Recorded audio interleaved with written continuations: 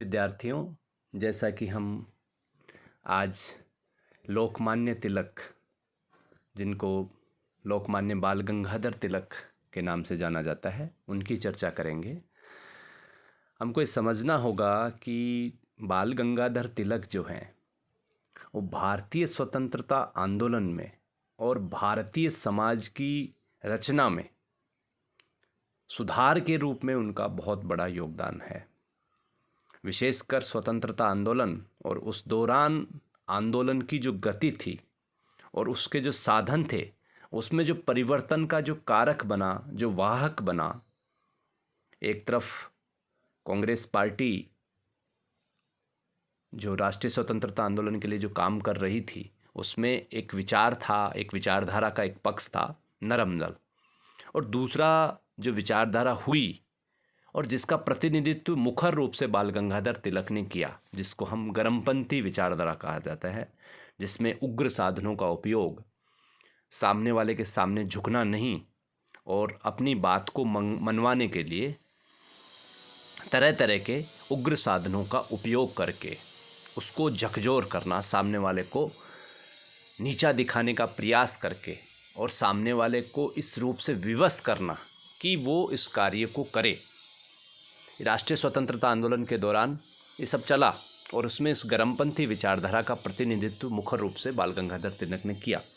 सबसे पहले हम ये बात समझेंगे कि राष्ट्रीय स्वतंत्रता आंदोलन के वो जनक थे, वो प्रमुख व्यक्ति थे, और वो जो पहले से चली आ रही थी प्रार्थना पत्र, स्मृति, प्रतिनिधि मंडल के माध्यम से भारत में संवैधानिक सुधार की जो मांग थी, उसका उन्होंने विरोध किया और उन्होंने 1905 में कांग्रेस के अंतर्गत ही उग्र राष्ट्रवादी विचारधारा को पनपाया और उन्होंने कहा कि वैधानिक सुधारों को प्राप्त करके देश की आज़ादी प्राप्त नहीं की जा सकती।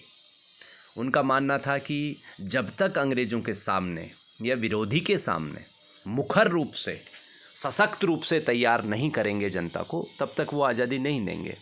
इस धारा का नेतृत्व स्वयं बाल गंगाधर तिलक और उनके अलावा लाला लाजपत राय और विपिन चंद्र पाल, जिनको हम भारतीय स्वतंत्रता आंदोलन के परिप्रेक्ष्य में लाल बाल पाल के रूप में, एक त्रिमूर्ति के रूप में जानते हैं।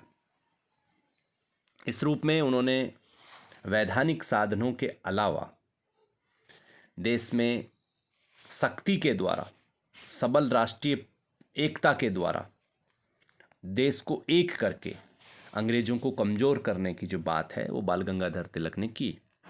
बाल गंगाधर तिलक के अगर जीवन काल की बात करें तो उनका जो जन्म है, महाराष्ट्र के रत्नागिरी में उनका जन्म हुआ और वो उनका जो परिवार था वो धार्मिक प्रवृत्ति का था और इसी रूप में उनका बाल्यकाल जो है, बाल्यकाल में उनका पालन पोषण हुआ। उनके पिताजी एक शिक्षक थे और वो संस्कृत के विद्वान थे। उन्होंने संस्कृत और गणित में अच्छा ज्ञान की उनकी उत्कंठा थी। स्कूली जीवन में तिलक जो थे, अनेक अवसरों पर, सार्वजनिक अवसरों पर अपनी निर्भरता और अपने साहस का परिचय देते थे। उनमें आत्मसम्मान की भावना कूट कूट कर भरी थी। 1877 में उन्होंने बीए की परीक्षा उत्तीर्ण की और उन्होंने गणित के विषय पर शोध कार्य के प्रति उनकी एक रुचि जागृत हुई, इसलिए उन्होंने मास्टर्स डिग्री जो है वो गणित में की। और तिलक कानून के प्रति भी उनकी गहरी आस्था थी और उनकी उत्कंठा थी कि उसको पढ़ा जाए, इसलिए उन्होंने कानून की पढ़ाई भी की।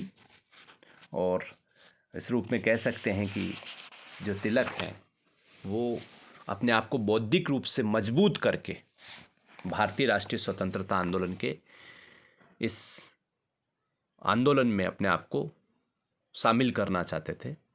तिलक ने शिक्षा के प्रसार की बात की। उन्होंने उनके जो कॉलेज के साथी थे आगरकर के साथ मिलकर विदेशी शिक्षा जो है उससे परे भारतीय जन शिक्षा को बढ़ावा देने की बात की। तिलक ने अपने मित्र विशेषकर आगरकर, चिपलूणकर और नामजोशी के साथ मिलकर 1800 ईस्वी में पुणे में एक न्यू इंग्लिश स्कूल की स्थापना की, जिसमें वो सारी सुविधाएं प्रदान की गई जो विदेशी शिक्षा में प्राप्त होती थी और अपनी मातृभाषा में और मातृभूमि में के ऊपर इस प्रकार की शिक्षा को बढ़ावा दिया जाना उनका प्रमुख उद्देश्य था। शिक्षा के कार्य को बढ़ाते हुए 1885 में दक्षिण शिक्षा समाज की स्थापना की।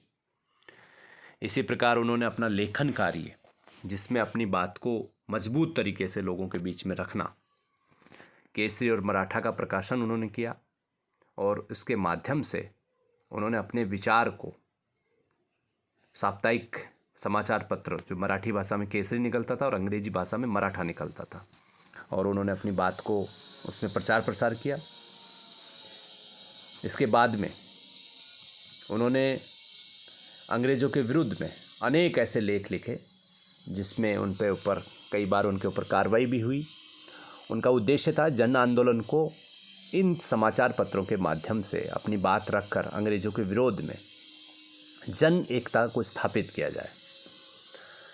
1885-90 में वो कांग्रेस में आ गए और उसमें कांग्रेस में उस समय जो नेता थे, फिरोज शाह मेहता, गोपाल कृष्ण गोखले, सुरेंद्र नाथ बनर्जी, रास बिहारी बोस आदि जो लोग थे, उनके साथ उनका काम करने का अवसर मिला।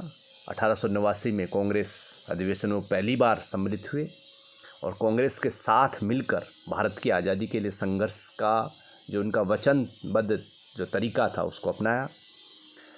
और उन्होंने कांग्रेस के संदर्भ में भी एक बात उस समय स्पष्ट रूप से केसरी में लिखी कि भारत में अंग्रेज़ नौकरशाही से अनुनय विनय करके हम कुछ भी प्राप्त नहीं कर सकते।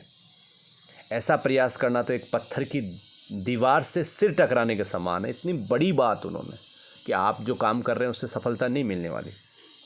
1905 में बंगाल विभाजन के समय उन्होंने अपना जो क्षेत्र था महाराष्ट्र, उससे निकलकर भारत के अनेक हिस्सों पर वो गए और अंग्रेज़ों के विरुद्ध में उन्होंने एक व्यापक जन आंदोलन तैयार करने का प्रयास किया।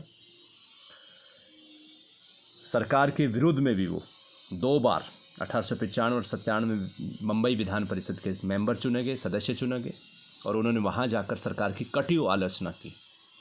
इसके अलावा सांस्कृतिक मार्ग से राष्ट्रवाद का विकास उनकी पूर्ण आस्था थी। इस रूप में उन्होंने लोगों को जोड़ने के लिए गणपति उत्सव और शिवाजी उत्सव प्रारंभ किए, जिससे कि धार्मिक एकता का संचार करके लोगों में एकजुटता स्थापित की जाए।